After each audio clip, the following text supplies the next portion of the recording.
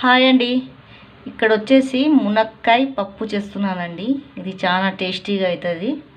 చూడండి ఎలా చేస్తున్నానో. ఇదైతే అందరికీ తెలిసిందే, కానీ తెలియని వాళ్ళకైతే చెప్తున్నానండి. పప్పు ఉడకపెట్టుకొని కారం వేసుకోవాలండి. పసుపు అయితే నేను ఉడకపెట్టేటప్పుడు వేసాను. తర్వాత మునక్కాయలు, పచ్చిమిర్చి, టమాటా, తర్వాత పులుసు పోసుకోవాలా. మనం ఎంత పులుపు తింటామో పోసుకోవాలండి. మనము రుచికి సరిపోయేంత ఉప్పు కూడా వేసుకోవాలా.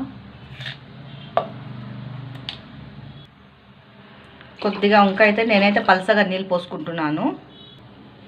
తర్వాత ఈ కొత్తిమీర, కలేమాకు ఇట్లా కాడలతో వేసుకోవాలా. చాలా టేస్టీగా అవుతుంది. దీన్ని బాగా మసలనియాలండి. మసలినాక తాలింపు వేయాలి.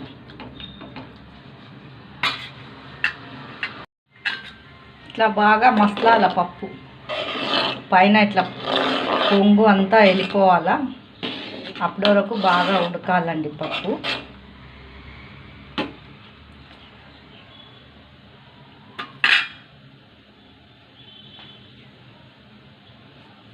తర్వాత తాలింపుకు వేసుకోవాలండి.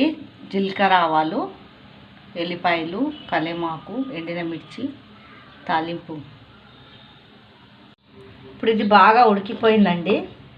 దీంట్లో మునక్కాయలు, పప్పు, టమాటాలు ఇవన్నీ బాగా ఉడికిపోయాయి. ఇప్పుడు తాలింపు వేసుకోవాలా. కడాయి పెట్టి నూనె పోసుకోవాలండి. కొద్దిగా, ఎక్కువ కారం పోసుకోవద్దు తాలింపుకైనా.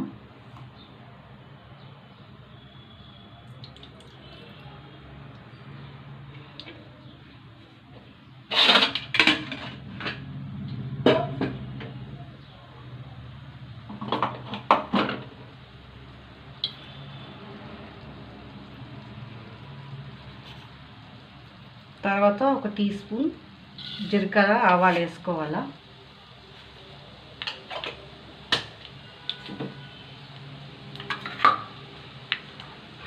తర్వాత ఎల్లిపాయలండి.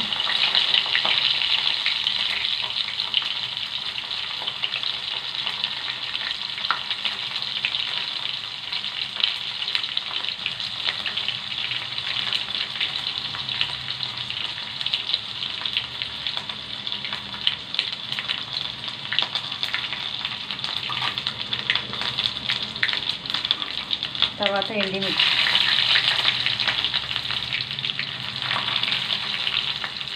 తర్వాత కలేపాకు వేసుకోవాలి.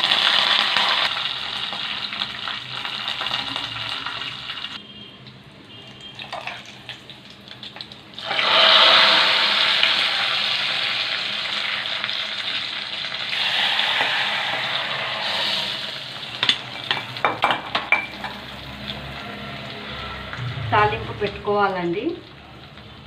ఇది చాలా టేస్టీగా అవుతుంది పప్పు. మీకు ఈ వీడియో నచ్చినట్లయితే లైక్, సబ్స్క్రైబ్ చేయండి, షేర్ చేసుకోండి.